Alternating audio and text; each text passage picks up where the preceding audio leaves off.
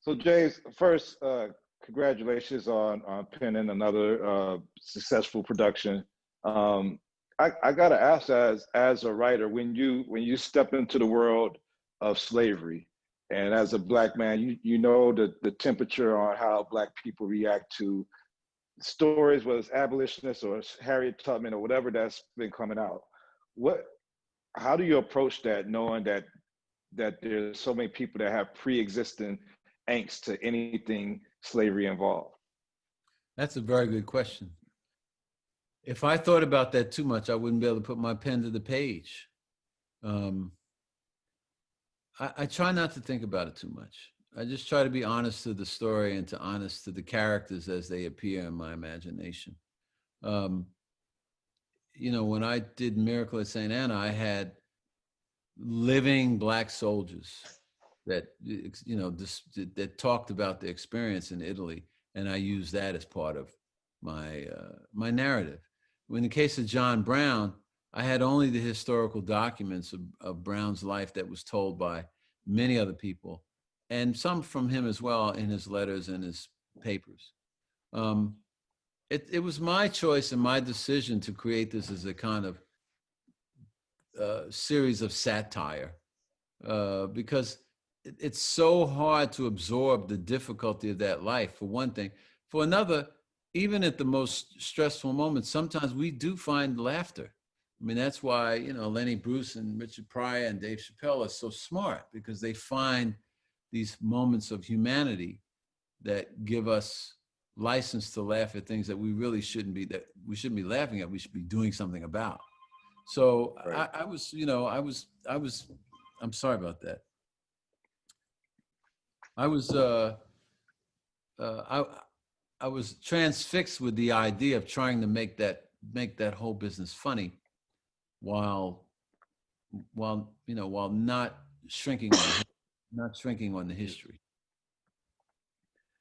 What new did you learn about Frederick Douglass when doing your research for and composing the character that David Diggs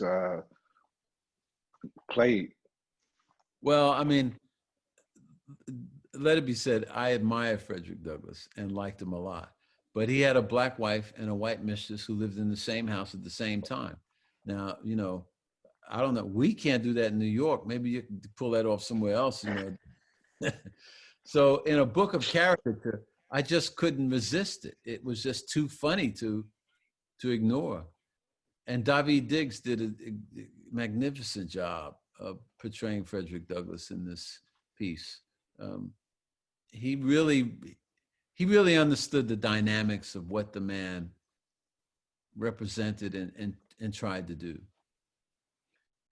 How timely do you think this series is with what's going on with social justice movements and having these seeming to get more allies in the social justice movement, at least at the onset of the George Floyd protests? We've seen a lot of people from different shades of life. How timely do you think this story kind of fits into that overall narrative about where we are today in America, in the world? I think it's pretty timely. It wasn't. I didn't write it for that reason. I had no idea this was going to happen, but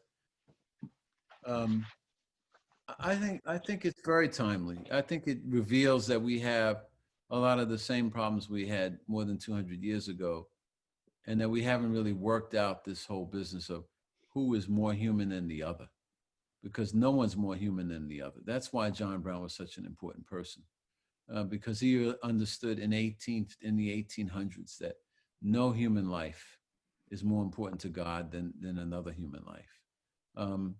So yeah, we have a lot to learn.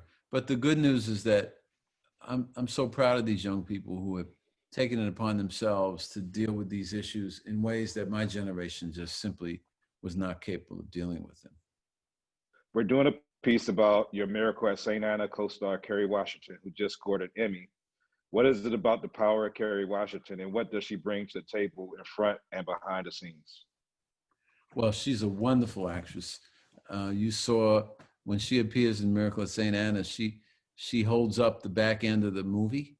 In fact, she delivers one of the most important moments of the movie. and she does it in a minute and a half. She's just she's a consummate professional. It was a pleasure to see her in my film. I'd love to see her do something else I write. Well, James, keep on writing. We'll keep on watching, and good luck to you. I know you out there. My birthplace of Brooklyn. So that's right. peace out. What part of Brooklyn are you in? Red Hook. Red Hook. Okay. Oh, And yeah, you? Red Hook Summer. Yeah. I'm from Brownsville. Oh, okay. Well, I gotta go. See you later. No, okay. Yeah, nice to meet you. Peace All right, out, bro.